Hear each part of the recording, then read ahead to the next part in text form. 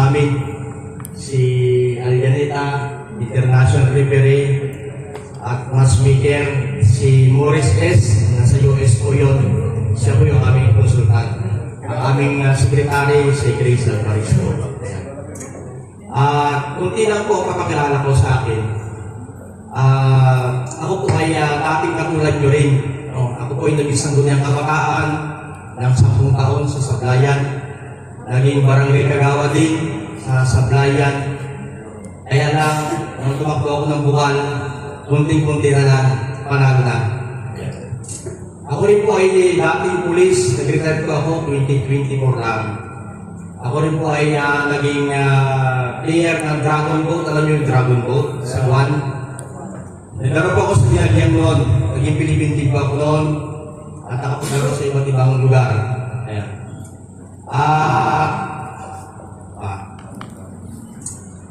Ang dahilan po na pagpunta namin dito ay humahanap po kami ng player na maaaring maisama namin sa aming team. Sa mga amateur po ay kailangan po natin magkaroon ng pagkakataon sila. Hindi po nila kayang ilabas yung kanilang galing kung hindi po kami pumunta rito kung wala pong kakapit sa kanila. Yung po ang isang dahilan kung bakit gusto po namin magpalaro dito sa Placer. Marami rin po kami boksingero na nangangarap, subalit tanging pangarap na lamang yung kanilang ninais. Wala pong sumusuporta. No? Ang kagandahan lang po ng boxing, mga kasama, ay yung ating mga magulang. No? Matutuwa pag ang mga bata natin ay napunta sa sports. Ang mga bata po natin ay makakaiwan sa bisyo, alak, sugal at sigarilyo.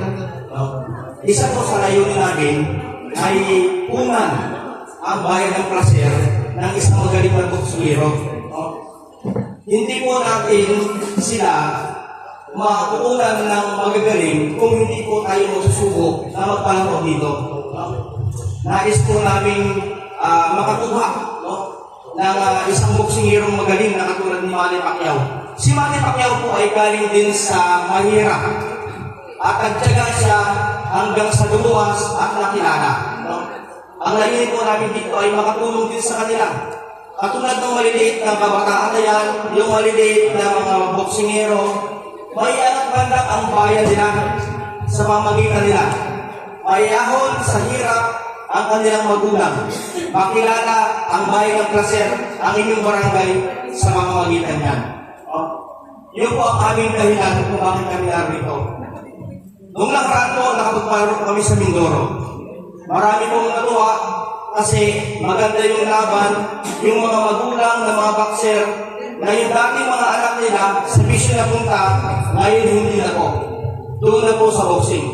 Masakit na po isipin minsan ang bayan at lalawigan natin, pinapagtuunan pa yung walang posibilidad na mag-champion. Pagkat kasi hindi ko sinasabi na basketball ay hindi maganda. So, maganda pang basketball.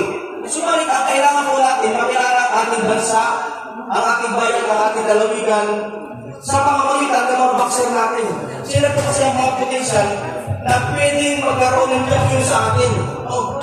Silip niyo po, dahil pa kami Mindoro. Pumunta po kami rito para iangat doon yung mga kabataan.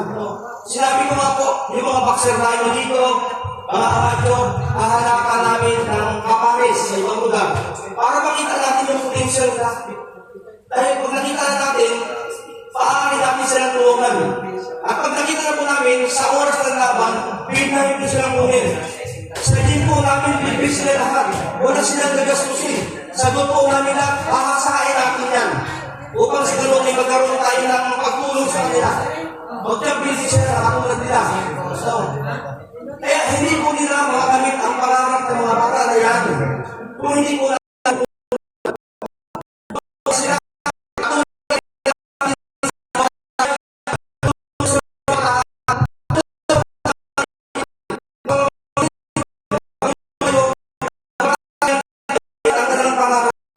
hindi lang pangarap na manatili ang pangarap. Hindi po kaya nila mawala tulong. Isang yung mga barangay na maaaring mag-ingero. Kapag sumikat po yan, sino po makikilala? Unang-unang barangay kapitan. Sasakupan sila ng mga barangay na kanilang hindi po ginawa.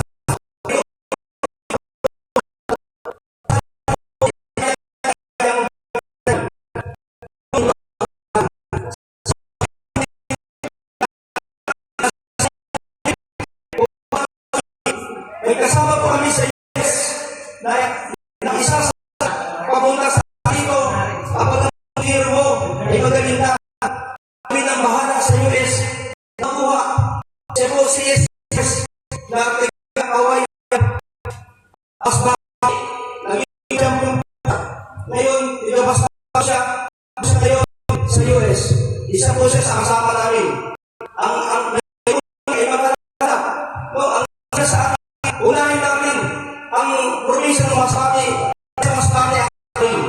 Kailangan sila tumulong tayo sa kami na rito. Wala po kami ibang intensyon, kundi makakawin. Pagdating po sa hindi lang po kayo pagkastos. Pagkasunan, sagot namin lahat. Buwahan namin na buksin para angat sila sa mga minsan mga kabarangay nito ang magiging player. Hindi po kayo pamasahe. Ako na pong bahala mag-training sa amin. Hindi po ang sa kanta na si S. Morris. Tawagan siya. Tawagin mo. Piling ang sasaman lahat galing sa Presidero, galing sa si Judah, kasama niya si Peter. Dahilan po yan kung bakit kami nagpapunta. Plus sa Bisyo Alas Balsio, ang mga kabataan, narating naghanap, magkakasin pakindan sa mga. Yun po ang katotohanan. Kaya kami tayo po pala. Sabi nung basta sinabi ako, ito is mo. Kapag ako, sir, nasa barangay ako. Tumalis na, sir. Paano ba yun?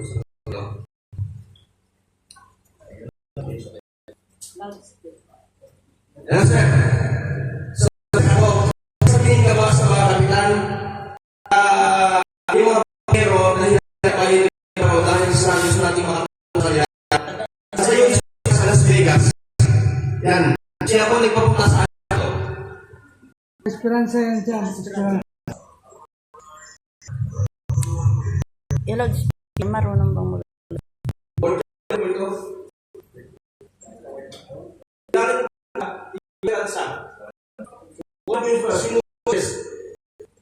Morris Santillan. Santillan po ako. Minolen. Yan. May pong magulong asawa ko sa Masbate. Kaya matagal po siya dito.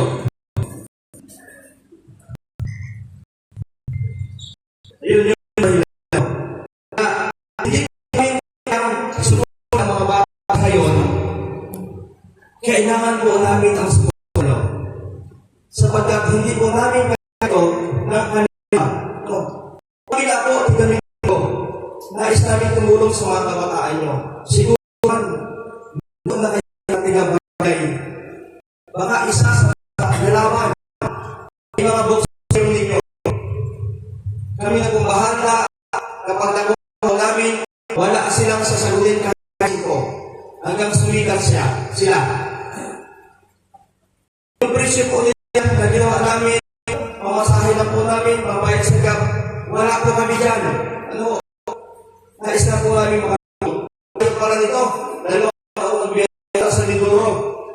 Yung basta namin, wala pa. Sobrang dalawang araw.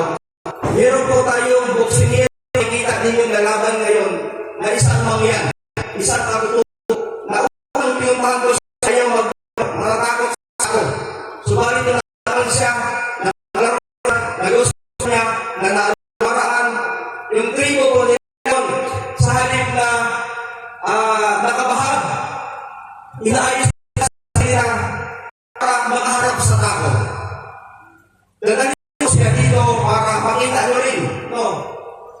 siya sa bakit siya natuto sa ating akang na yung buhay. So, pero pag nagkaroon mo siya, hindi mahal. Masur ko yun. Baka sa ano masaktan. Yun lang po mga kaibigan, no? Hindi po namin yung aming pangarap sa inyo kung hindi kami tutulungan. Punta po kami rito, kaya sa ko pumunta rito sa Masbate, kaya sa paralan ako. Sabi ko, kaya ako pumunta sa Masbate, tulong man lang sa mga boksingero. Isang boksingero, pagkakuha namin, wala yung susutin. Sa barangay, pagtungkong ng sir ninyo, pagpunta sa amin, wala yung sagot namin po lahat, vitamins, kakain, gloves, ako. Ay nanalo, pagpunta sa US, hindi po ako ang makikinabang, kundi ang bayan ng Placer, ang barangay ninyo sa pamamagitan niya, katulad ni Manny Pacquiao at ni Binayari. Duterte, na kinala namin sa yun lang po. At magandang umaga muli sa inyong lahat. Salamat, sir. Yun. DJ Boy, professional boxing promoter. Siya ay very close din kay Morris Santos, yung naging world boxing